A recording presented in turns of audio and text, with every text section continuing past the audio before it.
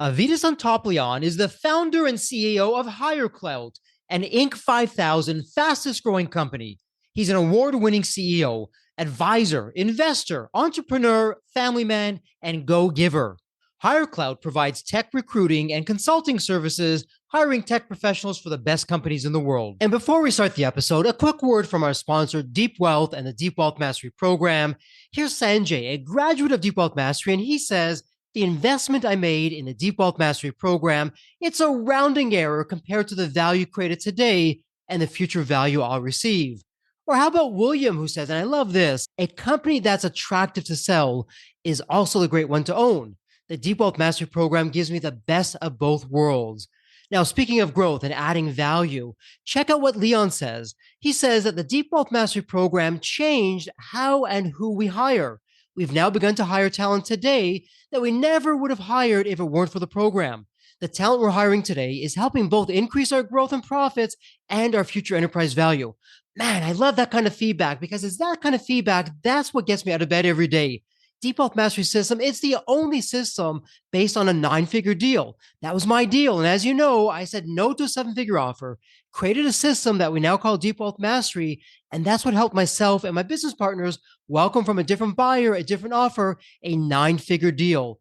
So if you're interested in growing your profits, preparing for a future liquidity event, whether that's 2 years away or 22 years away, and if you want to optimize your post-exit life, Deep Wealth Mastery is for you. Please email success@deepwealth.com. Again, that's success, SUCCESS at deepwealth.com. We'll send you all the information about Deep Wealth Mastery, otherwise known as the Scale for Ultimate Sales System. That's where you want to be. You want to be with other successful business owners, entrepreneurs, and founders just like you who are looking to create market disruptions. Whether you're a startup, whether you've been in business for 3 or 4 decades, whether you're manufacturing, whether you're high tech, SaaS, low tech, whatever the case may be, come in and network with other business owners, with other businesses just like you, because they all want to lock in their financial freedom and enjoy both success and fulfillment. Again, that's a 90-day Deep Wealth Mastery Program. It has your name on it. All you need to do is take the next step.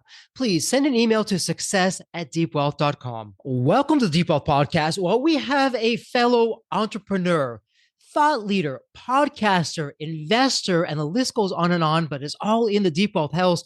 Avetis, welcome to the Deep Wealth Podcast. An absolute pleasure to have you with us. And I'm curious because there's always a story behind the story. What's your story? What got you from where you were to where you are today? Well, first of all, thank you for having me here, Jeffrey. I'm very excited. I've heard great things. Glad to hopefully add some value to your awesome listeners.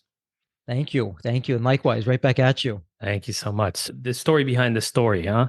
How we got here. It's probably a typical story you've heard many times is a entrepreneur that wants to win, right? And wants to win in a big way and has a constant itch, a vision. I'm a guy that takes a lot of risks, which is interesting because I've got a life that would be a little bit risk averse. I have a family, I have a wife and 2 kids, and we are very simple people, so we don't need anything crazy. But there's an itch that I have that I've always had. I've had since I was a kid to be an entrepreneur and to do big things. So for me, I took the traditional route at first. Went to school, studied business. All I ever knew was I needed to be successful. I wanted to be successful. So I went to school, studied business, and I went to work. And I ran a $5 million a year Rite Aid, which is actually a pretty big deal. I was an assistant manager at 19 years old. I ran a $5 million store along with the store manager, got really bored with the bureaucracy and the nonsense. And funny story, they wanted to promote me to a store manager. And of course, a money motivated individual. I was like, great, let's do it. And they said, well, you have to work 7 to 5. And I said, well, I can't because I'm going to school. And they said, well, you're going to have to figure that out. And I was like, what do you mean you have to figure that out? I can't do that, right? I have to go to school. I come in 11 and leave at 8. You can be innovative. This is fine, right? There's people that would love that 7 to 5 schedule. I'll hire an assistant manager. And they said, well, no, you don't understand though. You have to leave school because this is a big thing. And I said, nope, a hard pass. One of the smartest decisions I've made. I continued in school, ended up leaving Kaplan, went in Rite Aid, and I ended up working after school program. Basically, it was sports, teaching kids sports. One of the best jobs I've ever had. Within a few months, I became a head coach, and then I became a training coach. So other schools would come in, other coaches would come in and learn from me. Very early on, I felt that I had this leadership inside of me, right? Very early, I learned to disrupt before it was a word. people would say it takes 3 years to get to that position. And I would say, I don't care. And I would do it in 9 months and I would do it in a Mm-hmm. year. So I just started learning that I didn't care what people said and what the norm was. So then, unfortunately, I left those schools and became a traveling program manager. So I had my own schools underneath me. So that was a lot of fun because now I get to work with the coaches and develop them and hire them, coach them, and all that. But I missed the kid component, right? So Mm-hmm. yeah, I really enjoyed working with the kids and making an impact there. Eventually, I left there to go work for Kaplan, a company I'm sure you know well. And they had acquired I guess, a startup, Score Educational Centers, and wanted to scale it. I went in there, same thing, learned, was an assistant director, then took over a center, helped rebuild that. Then I was sent to one of the worst performing centers in the country in a very nice area of LA. I turned that into a top three. So then it became, hey, you're big on kind of changing turnaround stories, basically. Here, go rebuild this center, go rebuild that center. So that became a kind of a trend. So I did that for a few years. But what changed there is, as good as I was doing, as well as I was doing, it didn't seem to matter, right? The company was kind of starting to feel the pre-recession, which was happening in 2006 and 7. We were Mm-hmm. starting to feel that. And they kept shuffling the deck. They kept shuffling leadership. And the position that I was kind of being groomed for, I think it was a vice president or something like that, was eliminated without any notice to me. That position no longer existed. So I said, so what does this mean for me? Mm-hmm. And their answer was, I don't know, but don't worry, we're going to do this and this. I said, okay, well, that's kind of odd. It seems odd that I wasn't even told, and I was clearly not part of your big plans. If I really was, you would have talked to me about it. So I started looking for a new position. And within a few months, yeah, I gave him 3 months notice, but within a few months, I had several offers. And then right before I accepted one of them, one of the women that worked for me, this woman, Jessica, she said, hey, she was one of the directors. She said, hey, before you take another job, can I introduce you to someone? I said, no, no, no. I'm all set, Jessica. I'm going to accept an offer in the next couple of days. They're expiring. She said, can you please meet this guy, Jeff? So I meet Jeff, who happened to be a Kaplan customer. His kids, we used to go to one of our K through 12 branches. Met him, really liked him. He had a business that was previously successful, but not doing well. He hadn't done well in the 2001, 2, 3 recession. It just hadn't rebounded well. So by 7, he was just looking for someone to rebuild his business. Mm-hmm. And I said, I'm happy to come in and help, but I would just want to make sure. By the way, this was a recruiting company. I said, I'm not necessarily interested in being a recruiter. Are you going to get out of the way so I can rebuild this and scale this business? And he said, yeah, please. I need a franchise player, which again, it's kind of a weird, gutsy thing to say for a 26-year-old who doesn't know anything about that industry. But again, this is kind of the crazy person I am. We came in, things looked good. And then all of a sudden, 2008 recession came. So I was like, great timing, right? So business is really bad. I've given up my cushy, well-paid position with great benefits and great respect and a big, fun team to go work at a company that needs restructuring and rebuilding. And here we are. It gets better and worse in the sense that I'm looking for MBA programs. I'm about to start an MBA program. My wife's, hey, great news. We're having our first baby. I'm like, great. Now I have no money, a position that I don't know if we're going to make it through. We're in a recession and I'm about to get myself into a $100,000 debt for an MBA program. Wonderful. But what ended up happening, it was one of the biggest blessings in the world, because typically I would have considered quitting and going back to my world, right? Back to the same predictable world. But this mentality of burning the boats. I don't know if you know the book. I'm reading the book 20 years later, 18 years later. But the concept of you just burn the boats is kind of how I approached it. And one of the things that allowed me to do that is when my baby was born, the office was 5 minutes from my home. So what I would do is I Mm-hmm. would go in the middle of the day, see my wife, give her a little bit of an hour kind of support. She'd make me some lunch. I would play with the baby. I'd give her a little bit of a break. And that allowed me to stay strong and keep doing it. And of course, there was other things. Jeff was great to deal with. I was learning a lot. Very few clients we did have loved us. So I knew something was around the corner.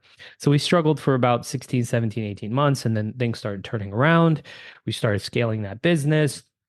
I became an owner in that business. And then eventually I wanted to build my own thing. I wanted to build my own baby, so to say. And Jeff was, hey, you can have more equity. Let's keep building the Mitchell Group. I said, no, this is your baby. I want my own. I want to build my own baby. So let's do it together. I'll come with you. And I laughed and he said, no, I mean it. And this is the no nonsense guy that he is. No, I should say ego guy that he is. And I said, he goes, I'm serious. I'm like, but I'm going to be the one running it. I'm the CEO. He says, yeah, no problem. So that's what we did. So we started this company about 10 years ago from zero, lots of ups and downs, small growth, frustrating small growth. And then we started making small changes. We implemented EOS. I'm not sure if you're aware of the platform. Jeffrey really helped us systemize and really become a real business. And 2 years in a row, we made Inc. 5,000 fastest growing companies. This year, I haven't applied, so I'm not sure if we'll make it or not, considering the recession we are in tech anyway. But from zero to Inc. 5,000 was not easy, but we did it. And we had a little hiccup this year, but it looks like we're back on track to be where we're at. HIRECLOUT, I should say, is a technology consulting and recruiting firm. We're a global company. The previous company was more of a regional player. HIRECLOUT is a global company, and we have teams in 4 continents. I'd say 5% of our business is here in the United States, but we service the biggest tech companies. We build and scale their teams. Toyota, Uber, Hulu, Sony PlayStation, Panasonic, these types of companies. We scale their engineering and technology and IT teams and AI teams. We also have our own engineers, so we can embed them into yours, so on and so forth. That's the story. I got a wife, 2 kids. They're my why. This is why I do all the crazy stuff I do. I'm an investor in deep tech startups. I'm a board member. I have my own podcast. I'm a wild man. I'm always everywhere and a million different things. And every time I tell myself I'm not going to do it, I do more of it. Wow, Avetis, so much to unpack there. Let's go back to the beginning though, because you said something interesting. When you were young, you said, as a child growing up, you knew you wanted to be an entrepreneur. You just had that within you. So, a couple of questions around that. Where did that come from? That insight, yeah, I'm going to be an entrepreneur. I'm going to run my own company at one point in time. Where is that from?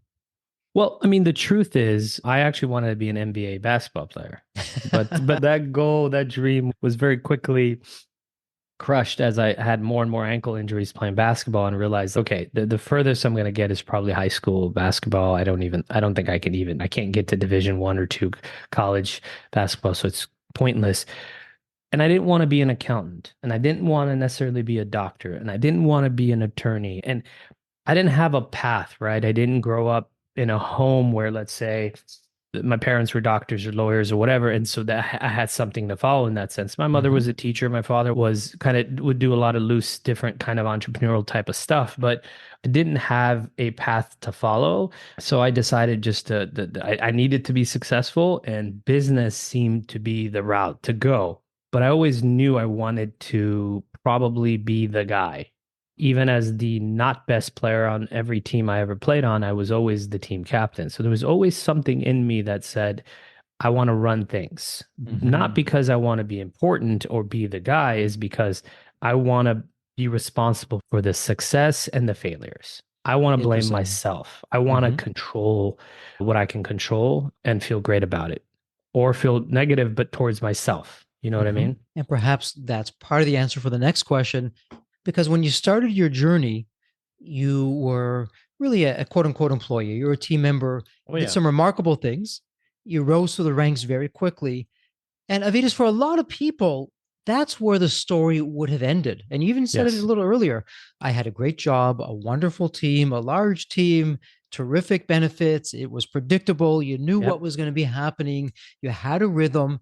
And in many ways, for a lot of business owners and entrepreneurs, that's the same kind of thing. They have this predictability, they have this rhythm. For you, though, you didn't move forward. You stopped that. You burned the boats. Love that story. That's something that still today inspires me when I'm thinking about things. And for the listeners, I'm going to do a very poor job of the full story, but the long story short, it goes back in the day where there was this conquering army and they land on the shores and they're walking towards the battle, and the captain, he has everyone turn around and they look, and lo and behold, the ships are burning, and all the soldiers saying, Captain, what are you doing? what are you doing? How are we going to get back home? We're going to have to either fight and win or die because we can't go back home now on the boats. And he said, that's exactly the point. And sure enough, as the story goes, they went on and they won because they didn't have a choice. It was die or win. And off they went with that. Again, probably a very poor rendition of that story, Oh, but that was great. gets the point across. So you burned your boats. You said, I'm not going to go back to that life. And even when you had ownership in a company, a lot of people would have said, hey, I've arrived, I've done it. But that really was just the beginning. That was just your warm up act, Yeah. where later on you said, I'm going to go out on my own. And we'll talk about HIRECLOUT in a moment. So, what was behind that? Because you had the trappings of success. You were that entrepreneur. You didn't start the company, but you're now in the company and in that entrepreneurial role. So, where's this burning passion of really doing your own thing from scratch, led to HIRECLOUT? Where's that coming from? Great question, really deep. It's tough to find the actual root of it. I just think it's craziness. I don't know if you, of course you have. You've probably been in a room with a think tank, some kind of genius group, 10, 15 of you, and you look around, you're like, every one of you is insane. You ever been in one of those rooms? Absolutely. Absolutely. And no one understands those people, sometimes not Uh-huh. their own families. It's actually madness what we do, right? It doesn't make sense why someone would give all that comfort up to go into chaos. I think, honestly, if I can be, I mean, I was happy at Kaplan, I was doing well. I just was really disappointed with the kind of bureaucracy and the politics and stuff like that. I didn't like that, and even as a response, we'll give you raises, we'll do this, but we got to wait until your next 1 year, what do you call it? Performance review. And I'm like, Mhm. what? It's March or whatever it was. I got to wait 9 months.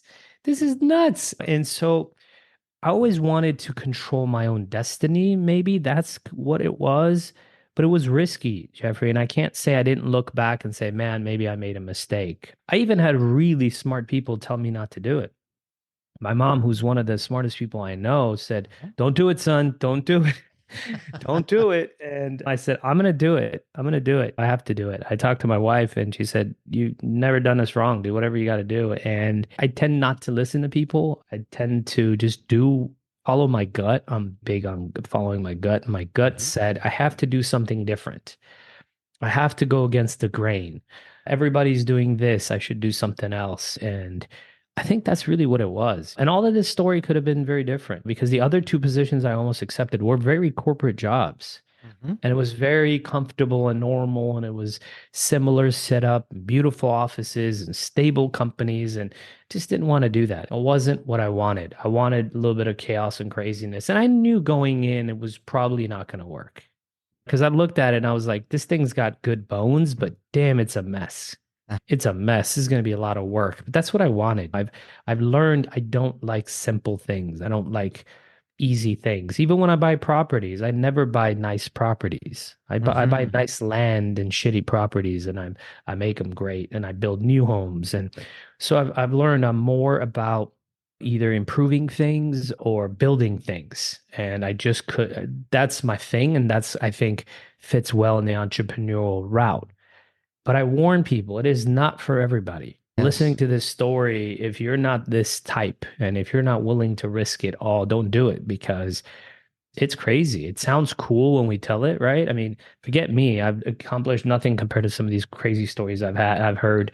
You just told me a story of 9-figure acquisition and all this. I mean, you look back and you're like, that's exactly what I'm going to do. But you didn't live those 2, 3, 4, 5 years of hell those people went through to get there. But you weren't the one that skipped payroll for 6 months to make sure your employees get paid during recessions. You weren't the one that was taking half a salary or none to get your business built up. So it's challenging. It's not as easy as it sounds. Absolutely. The entrepreneurial journey. We must love pain and torture along the way to get that done. So you have it within your DNA that you like the challenge, you like leading your own destiny, to take some of your words. And so when it came to HIRECLOUT, so for starters, why don't you share with the listeners, if they haven't heard of your company, what your company is doing? And once that's out there, how did you come to really do HIRECLOUT? And in HR, you have your own twist with that, but you could have really Mhm. done anything. So how did this all come to be? Great question. So I'll start with the story and then we can talk about what it does. But when I was leaving Kaplan, I was working with executive search firms, retained Mm-hmm. executive search firms who were trying to place me as a VP. And as they were setting me up with this organization and this interview and this offer, I was like, hey man, what do you do? Tell me more about what they do. They're like, what do you mean? Just no, just let's just get you set up for this interview. And I said, no, what do you do? It looks interesting. He goes, what? No, dude, I'm placing you as whatever it was, senior director of operations at a e-learning company or something. And I'm like, what you do looks interesting. They're like, nah, don't do it, man. Just stick to what you do. And I was like, okay. And funny enough, talk about a weird journey. Jessica introducing me to Jeff. Jeff ran a boutique technology recruiting firm, Mm-hmm. right? It was more of an IT shop, and it was, like I said, a regional LA, Southern California player.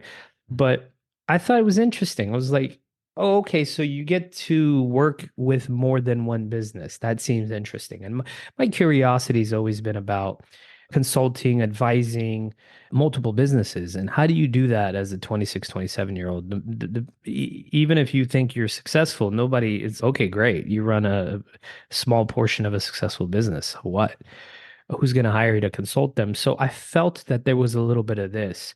But what I learned early on is the way that the industry does it is not right.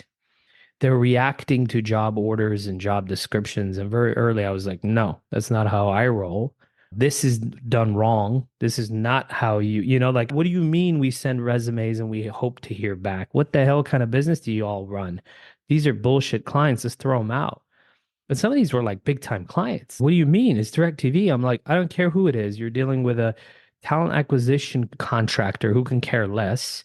She's not responding to your emails or calls. That's weird. What kind of business is this? And all these recruiters are working hard and we don't get, no, this is not a client.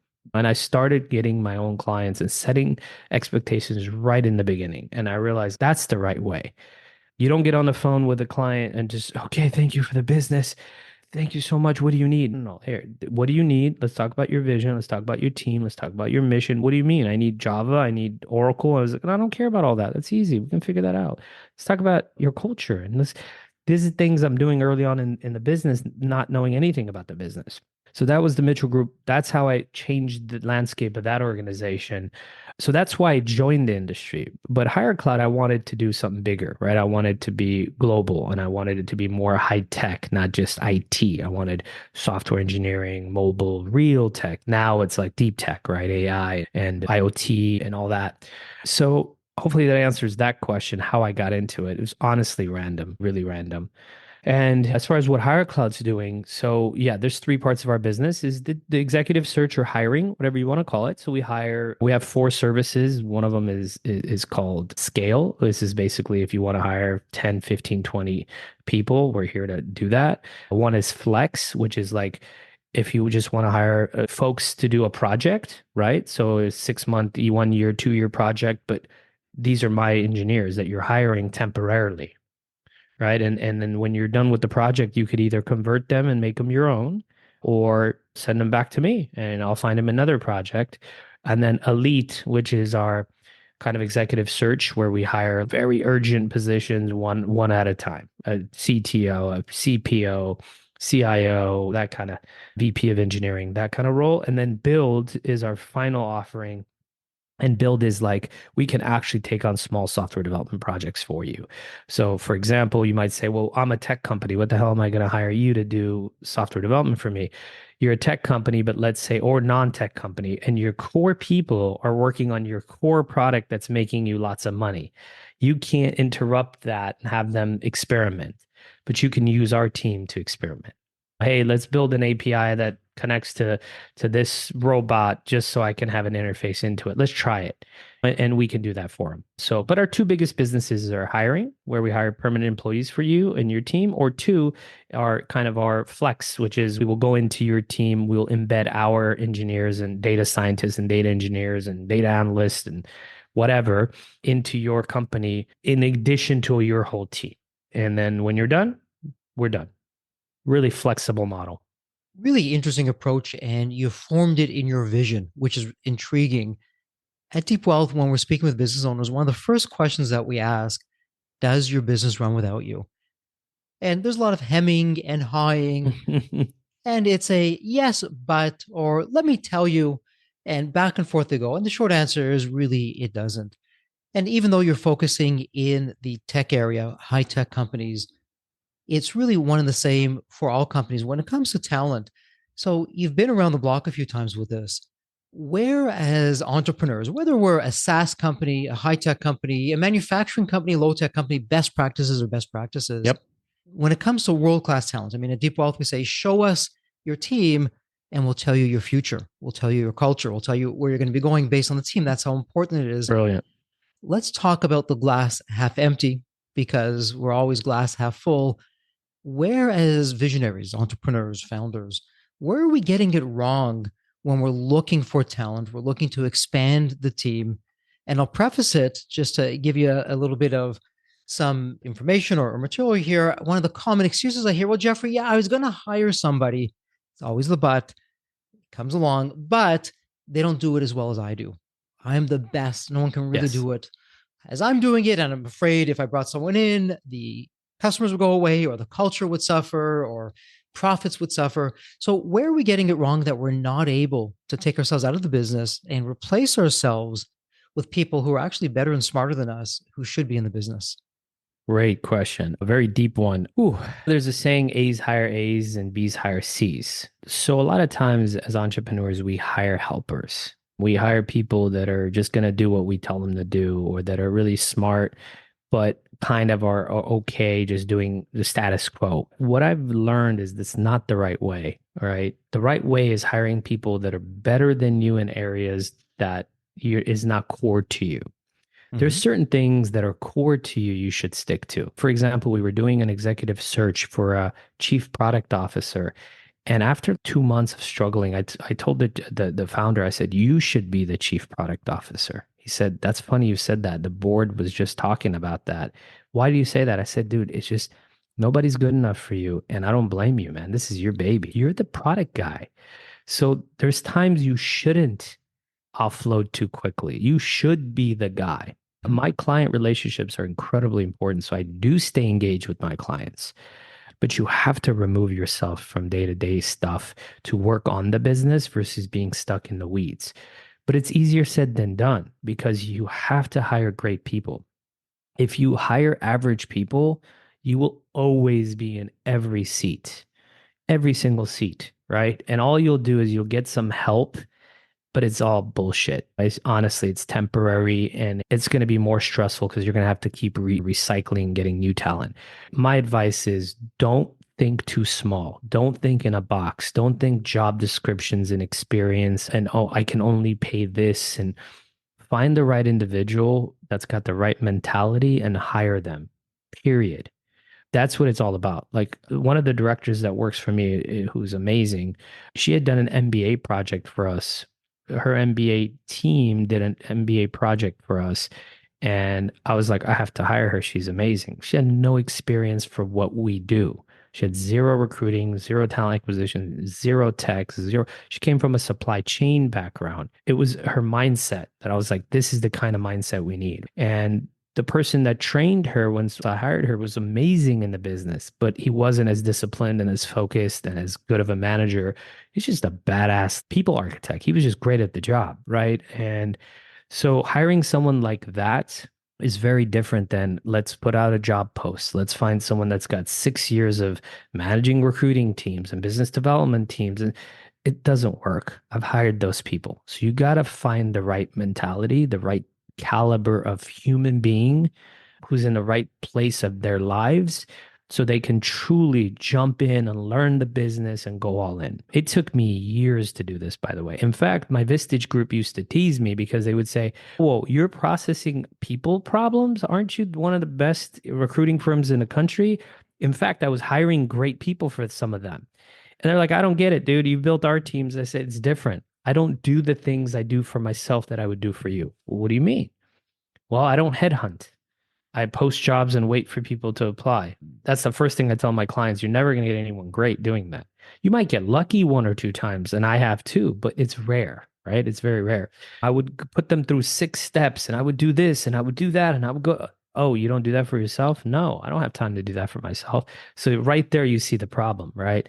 So hire the right great people, let go of the vine slowly, steadily, and then let them own stuff. At this point, I'm like 40% owner in everything, meaning they run it. It's their decisions. I'm just kind of an advisor to them. And I'm the visionary that pushes out the vision and lets them figure things out along the way. Still get a lot of guidance, still get a lot of management, but they're running things. The right person, though, you have to be very careful. You have to find the right person to do these. If you find people that have the wrong mentality, the right experience, it's going to drive you crazy. And your culture is going to go in the wrong direction because we're taught to let go. We're taught to all of these things I'm saying. It's you can learn these things from books and podcasts and things like that. The problem is it's in the execution of finding the right person. If you find the wrong person, they're going to drive your culture to the ground. I don't know if I answered the question, but that was my attempt at it. A couple observations. It's interesting. I think all of us are in this situation. You're really like the shoemaker. You're so busy making shoes for Yes, everyone else that you're walking around shoeless when it comes time for you and your that's funny. family. And that really is the case for everyone. So let me circle back because we can all agree the quality of the team that we hire is everything. And if we make a mistake there, it's a very costly mistake. That mistake will eventually show up in the P&L, but it takes time to do that. And oftentimes it's hidden. So let me ask you this for the listeners saying, wow, this is a different way of approaching things. And Avidas, let's make a assumption that they can't work with you. They're just in a different industry. It's not your Yes, specialty. yes, I would imagine, and I'm going to lean on Pareto's principle, as I often do in my interviews with world-class experts like yourself, and I ask the question, Pareto's principle, the 80-20, is there 20% of the same problems, the same root causes that go across different companies that create 80% of the problems? So for that listener who can't work with you, yep, different industry, different focus, and they know, okay, I'm not going to do this on my own. I am going to bring in a recruiter. yep. I'm going to venture to say it doesn't matter the logo of the recruiter or how much they're charging. If certain things aren't being followed, it's just not going to go well. So where are we again? Glass half empty. Where are Yeah. we getting it wrong as entrepreneurs, as business owners, when we look for a recruiter and then glass half full? How do we get it right? I actually think 80% of our problems are duplicatable and the same. Some of my think tank groups have nothing to do with technology. One of the groups I have is a plumbing company, a hospital company. They transfer patients, law firms. So 80% of the problems are similar. Like they're always about people not doing their job, people not being motivated, people leaving, people staying too long, people not staying long. It's the same problems if you really think about it. So it all comes down to alignment. Again, I Mm-hmm. don't believe in job descriptions. I don't believe in blindly looking for saving money. What's the cheapest person I can get? I don't like that approach. For me, everything comes back to understanding yourself as a company, understanding your limitations, understanding your culture and owning your culture. Be who you are. Meaning, if you're an on site office, you are a truly, hey, we are 5 days a week in an office. Own that. It's going to create lots of limitations, but own that and know that there's certain kind of people you will not be able to hire. Don't hire them to change their minds. There are companies that are lifestyle businesses. Own the fact that you're a lifestyle business and hire the right people for that. There are people that are 12 hours a day, kill yourself, do whatever it takes. Make sure you hire those kind of people willing and able to do that. So for me, it's alignment. Understand yourself first. Understand that individual, that person you're considering hiring, their goals, their vision for themselves, and see if those things align. If they align, do it. If they don't align, run. I don't care how smart they are. I don't care that they've got a degree from Harvard. I don't care that they helped another company scale. I don't care if they were referred to you by the smartest person you know. If there's no alignment, run. And if there's alignment, I don't care about the other things on the reverse side. I don't care if they don't have every bullet and every years of experience and that they might need a little bit of flexibility on this. And oh shit, I got to pay 20% more to get this person is out. Who cares? You found the right person, go after it. We use internally kind of like a who method. I don't know if you know the book. I forget what it was called, but I think it's called the who method. And the whole concept is spend a lot of time understanding that person, put a lot of steps to make sure there's alignment, and at the end, do whatever it takes to get that individual. And so as you're going through that, as it should, that comes ultimately to us, the entrepreneurs or the business owner, or the founder, in terms of finding that recruiter who's going to be helping us. And again, in Yeah. this thought experiment, Yeah. can't be you, different industry. Yeah.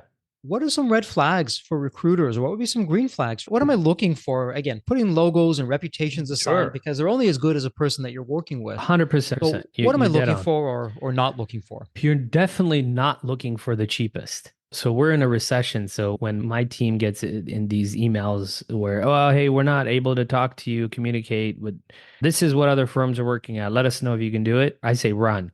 Mm-hmm. I don't even care that we're willing to work at that fee, that the fee is reasonable. It's a mentality. So, for example, one client was looking for a chief technology officer, and they were looking for someone that had scaled the business from 100 million to 500 million. And the fee they wanted was whatever, it was like a 5% difference. And I laughed and I told this account executive, I said, let me ask you a question. HireClout is 5 times smaller than this company. Do you think I would, for 15 to 20K in a fee difference, I would pick someone amazing over someone average? We're a small company. She said, never. Think about the mentality difference. So it's not a price thing, it's a value thing. This person doesn't necessarily value a better firm, its network and its process and the brilliant person that they can hire. It's we don't want to pay a fee. We want to save some money. And if we do pay a fee, we want to pay the least. That's a client that you don't necessarily want to work with, even if you're okay with the fee being a little bit less. Look, I understand, right? We're in a recession. We got to be flexible. You got to be creative. It's a mentality thing. So the lesson is don't go for the cheapest. Usually they're not the best. We've been in 3 recessions. I've never lowered my price ever, ever. I don't believe in that. That doesn't mean I haven't taken small, short-term cuts to scale. That's not what it is. I don't shrink because that's a route to zero, right? So don't go for the cheapest recruiter. They're not going to be the best. 2, don't expect the best people to be applying to your jobs. Yeah, everybody's being laid off, so it's become a normal thing, but rarely, and I say rarely because there is definitely circumstances where great people get laid off. Rarely do great people get laid off. Rarely. Usually it's company is getting rid of people that are not quite as valuable as they thought they would be, or it's a mistake they made. I'd say 20% of those people are good. The rest of them are average, decent, okay. They look good on paper. They're not great. So be careful when you're posting resumes. But we're talking about picking the right recruiter. Don't go for the recruiter that's willing to deal with the least amount of effort. Meaning you send them a job description. You're like, hey, we're busy. We can't really meet. Here's some information. Go. Okay. They're not going to do a good job for you. Either they're going to go and passively work on more interesting projects, or 2, you're going to get their average or crappy candidates, right? That's not what you're after. You're after someone with integrity. It's just like dating, right? If someone's willing to do whatever you want, do they really care? Or do they have integrity? Do they really value themselves? So for us, it's partner with companies that value themselves, that say, no, I need an hour meeting. I need to meet you in person. I want to see your office. I'm going to be pulling people out of jobs, good jobs, to come work for you. I'm not going to do that in good faith if I don't know your culture. What if you suck and this poor guy leaves a great job at Rivian or Google or Facebook or whatever, and he's going to come work for your company and it's not as advertised? I need a glimpse into your company. Those are the people you want to partner with. Just like anything else in life. Real estate agent, you don't go for the guys, no problem, I'll show you homes. No, dude, let's create a budget. Let's see where we're looking. Let me look at your financials. Let's make sure you're serious. Those are the people you should take serious, I think. It's really methodology. It's the values. We're on the art side of business, which is Yes. often where success comes from. And I really like how you're framing that. And I want to ask you something because what you're doing at HireClout, but also your podcast, the Tech Leaders Playbook, you're interviewing fascinating people, all different Yes. kinds of backgrounds. It also ties into earlier, you mentioned you're an investor and deep tech. And that also plays through as a nice theme in the Tech Leaders Playbook. So, what's going on with the podcast? Because there is a method to your madness, and I'm putting the Yes. pieces together here and I'm seeing how they actually really work nicely together. So, with the podcast, come on, you're busy. You could be doing all kinds of other Yep. things, yet you're carving out time very deliberately, the Tech Leaders Playbook, making the time, the effort. You're doing this deep tech, all this investing. They're all kind of intertwining into the Yes. one. So, what's the method with the madness from the podcast? And by the way, for our listeners, go to the show notes. There's a link. You can listen to the podcast, subscribe, do them the favor of subscribing to it and listen to the episodes. They're fascinating. But what's going on behind the scenes, Avidus, with why are you doing what you're doing with that? Well, first of all, thank you for the compliments. From already being on your show for 30 minutes, I could tell how good your podcast is. So that's a big compliment. Same weird Avitis stuff, right? I'm on a podcast and the guy goes, man, his name's Nicholas. He has a great podcast himself. And he says, you're really good at this. You should have your own show. And I was like, what? What do you mean? He's, dude, you're such a natural, man. You didn't even prepare. Did you even read my questions? I was like, no, I don't read questions. I just show up. He goes, you should have your own show. I said, would you run it? He goes, what do you mean? I have my own podcast. He said, would you like build it and do all the nonsense? I don't want to deal with that stuff. I don't even know where to begin.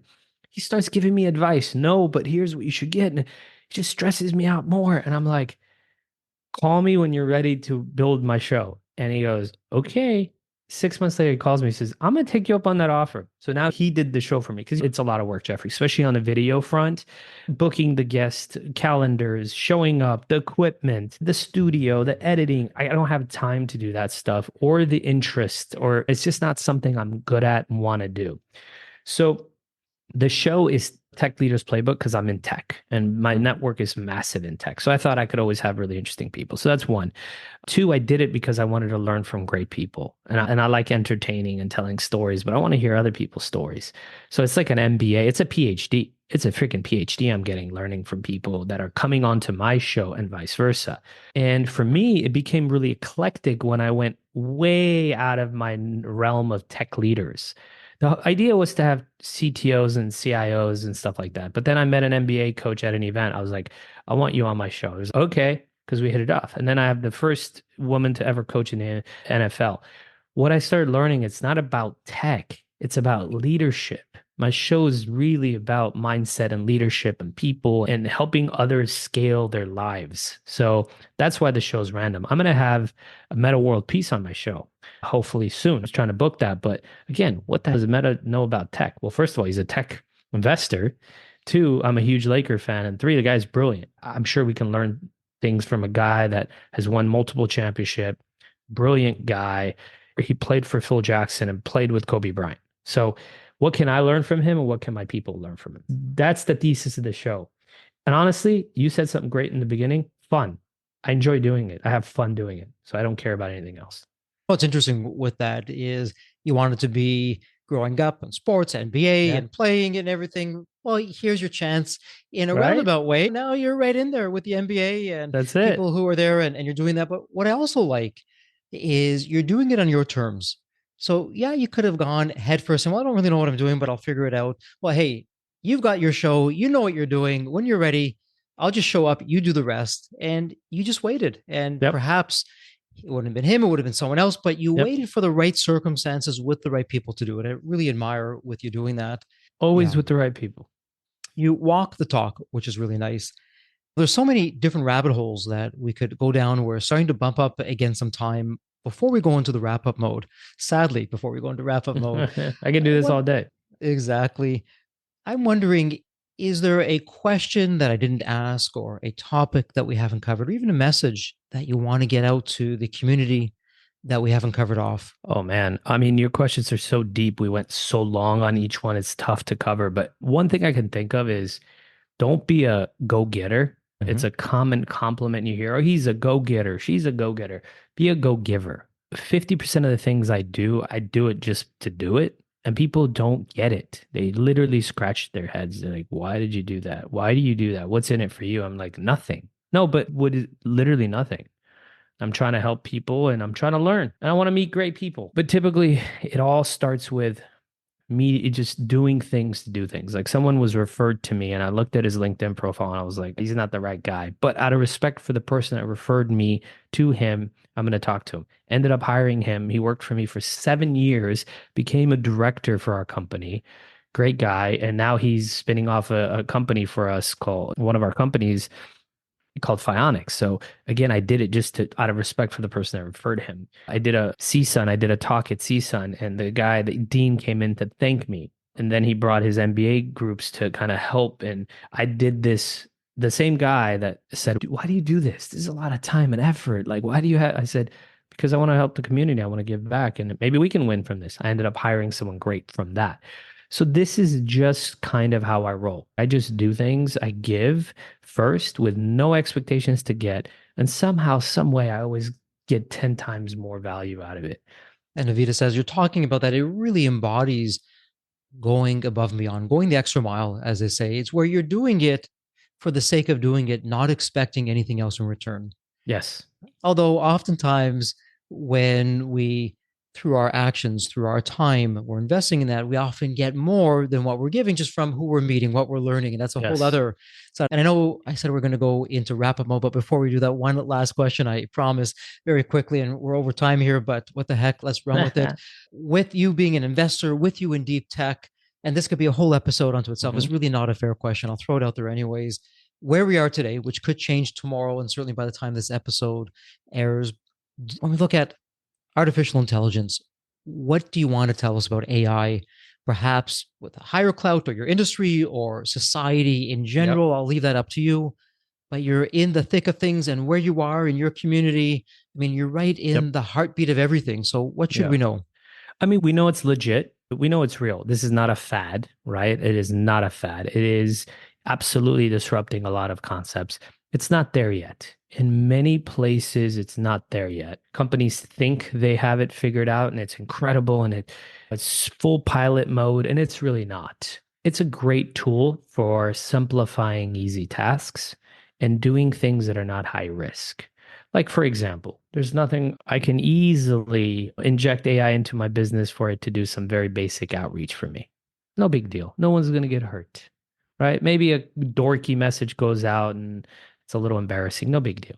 But let's say you have AI in hypnosis or something that could change your life. It could give you great advice 99% of the time. And that one time it gives you the wrong advice could kill you. So we got to be careful where we apply it, I think. Mm-hmm. But it's here and it's here to stay. And if you're still fighting against it, you're going to be a dinosaur in 5 years. You're going to look back and go, man, what was I thinking? I've truly been replaced. Don't let it replace you. Utilize it, learn it, but don't rely on it. And don't think it's a replacement for your people. We're a people first organization, and I don't look at it as replacing my people. I look at it as making my people more efficient, faster, and happier, or more productive. Great insights. And we share the same here at Deep Wealth of AI. It's a huge inflection point. That's step one in our 9-step roadmap. It's a huge inflection point. It's like 1992 all over again, where this thing called the World Wide Web back in the day was just coming out. Oh, it's a fad. I'm not going to worry about it. Hey, second time around doesn't happen in a lifetime, but here it is happening. So to your advice for our listeners, learn it, work with it, integrate it where you can, free up your people so they can do higher level things, and just take the right approach with that. And it's a great segue to really go into the wrap up mode. You've been very generous with your wisdom, with your insights. It's a ritual here on the Deep Wealth podcast. I have the privilege, the honor of asking the same question to every guest, and it's a fun one. Let me set this up for you.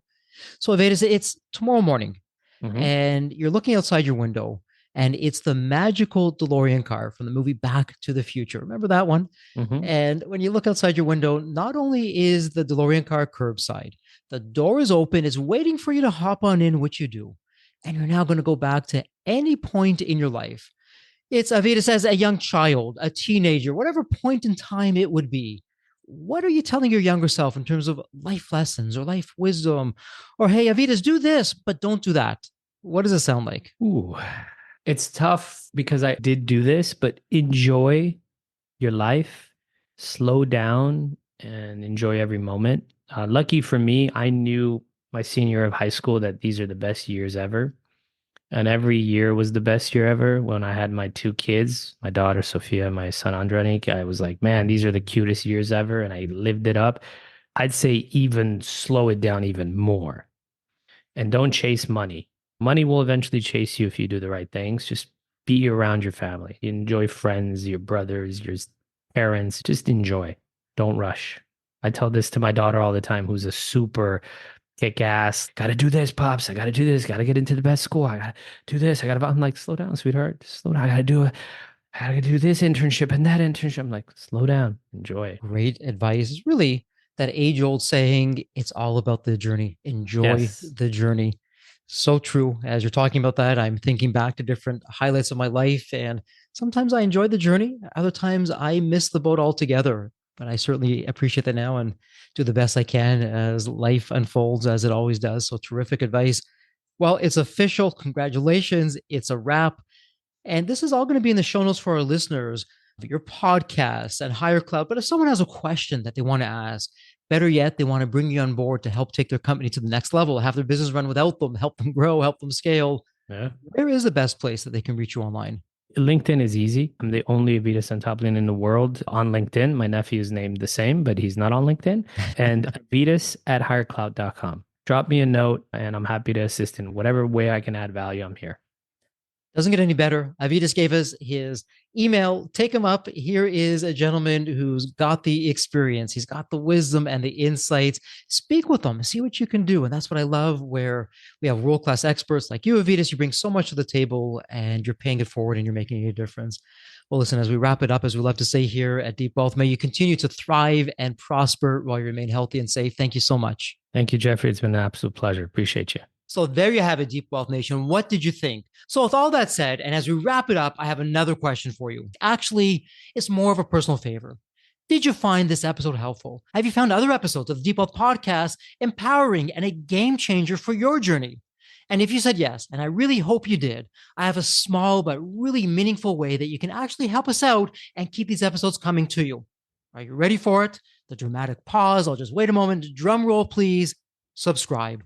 Please subscribe to the Deep Wealth Podcast on your favorite podcast channel. When you subscribe to the Deep Wealth Podcast, you're saving yourself time. Every episode automatically comes to you. And I want you to know that we meticulously craft every one of our episodes to have impactful strategies, stories, expert insights that are designed to help you grow your profits, increase the value of your business, and yes, even optimize your post-exit life and your life right now, whatever you want that to look like.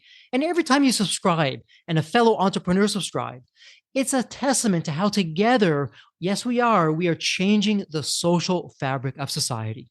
One business owner at a time, one liquidity event at a time. So don't let the momentum stop here. Subscribe now on your favorite podcast channel. You'll never miss an episode. You'll be the first to hear from the top industry leaders, the innovators, the disruptors that are really changing and shaping the business world. And maybe you're commuting, maybe you're at the gym, maybe you're taking a well-deserved break that we spoke all about on this episode. The Deep Wealth Podcast, it's your reliable source for the next big idea that could literally revolutionize your business. So once again, please hit that subscribe button, stay connected, inspired, and ahead of the curve. And again, your next big breakthrough moment, it might just be one episode away. Maybe it was even this episode. So all that said, thank you so much for listening. And remember, your wealth isn't just about the money in the bank. It's about the depth of your journey and the impact that you're creating. So let's continue this journey together. And from the bottom of my heart, thank you so much for listening to this episode. And as we love to say here at Deep Wealth, may you continue to thrive and prosper while you remain healthy and safe. Thank you so much. God bless.